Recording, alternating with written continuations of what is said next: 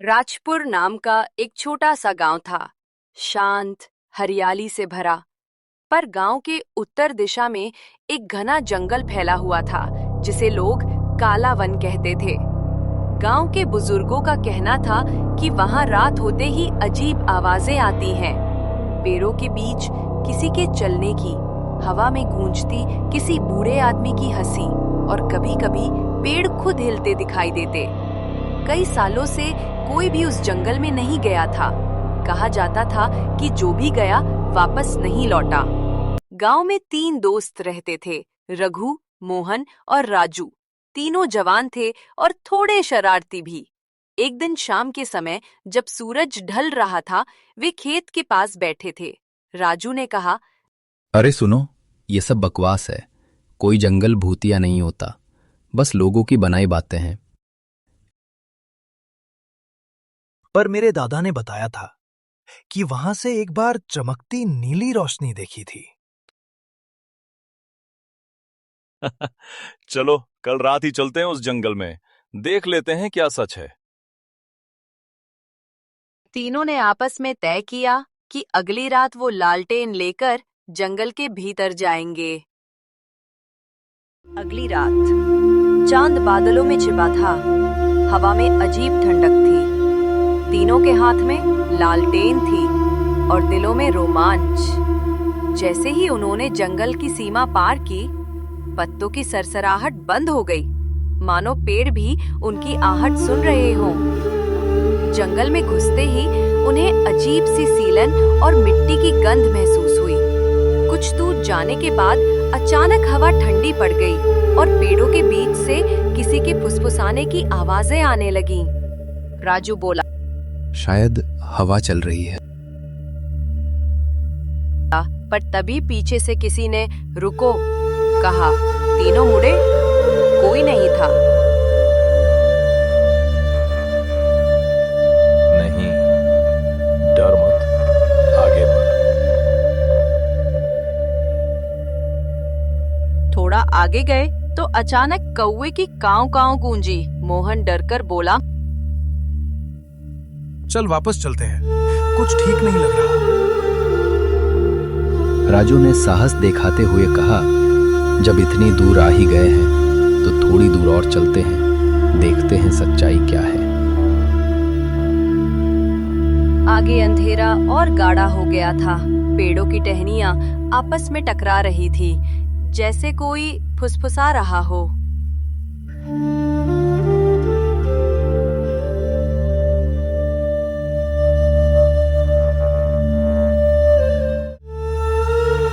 अब चारों ओर सन्नाटा।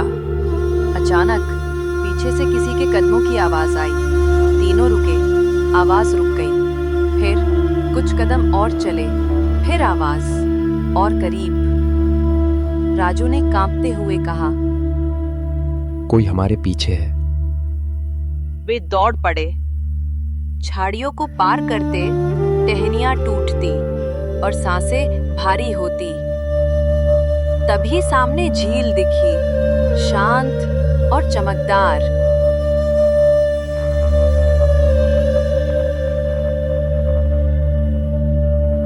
झील का पानी एकदम नीला था, जैसे उसमें चांद नहीं बल्कि आसमान खुद उतर आया हो। झील के बीचों बीच कुछ चमकता हुआ दिखाई दे रहा था, जैसे कोई पत्थर या सोने का सिक्का हो। राजू धीरे से बोला, वो क्या है बीच में? मोहन ने कांपती आवाज में कहा, शायद कोई खजाना या कोई धोखा। मैं जाकर देखता हूँ। वो जैसे ही आगे बढ़ा, अचानक पानी से नीली रोशनी उठी और झील के ऊपर फैल गई। हवा थम गई, पत्तों की सरसराहट भी गायब हो गई। उस नीली रोशनी से एक आकृति बनने लगी, एक बूढ़ा साधु जिसके बाल हवा में उड़ रहे थे और आंखों से नीली ज्वाला झिलमिला रही थी। तीनों डर के मारे पीछे हट गए। साधु की आवाज गूंजी, क्यों आए हो इस शापित भूमि पर? रघु ने कांपते हुए कहा, हम सच जानना चाहते थे बाबा। साधु की आंखें नरम हो गईं। सच? ये सच खून और पाप से लिखा गया है बेटा।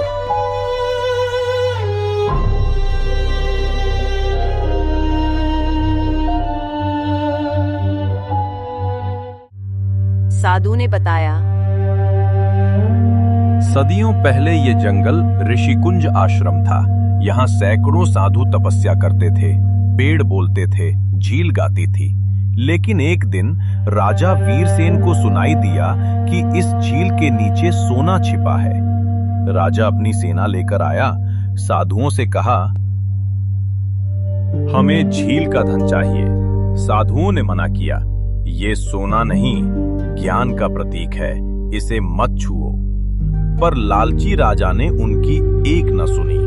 सेना ने आश्रम जला दिया, झील का पानी उबालने की कोशिश की।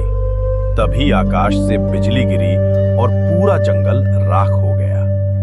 साधु की आवाज भारी हो गई। राजा की आत्मा अब भी यहीं भटकती है, अपनी गलती सुधारने के लिए।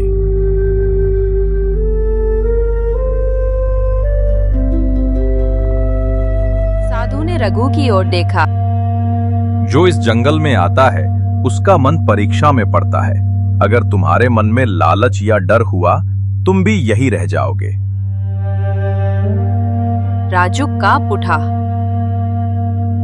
हम बस लौटना चाहते हैं बाबा। साधु बोला, लौटना आसान नहीं है। इस जंगल से बाहर जाने के लिए तुम्हें सत्य दीप जलाना होगा, पर झील के किनारे की गुफा में। वहां पहुंचने के लिए तुम्हें अपने सबसे बड़े डर से गुजरना होगा। इतना कहकर साधु की आकृति धीरे धीरे धुंध में घुल गई। तीनों ने हिम्मत की और झील के दाएं किनारे की ओर बढ़े।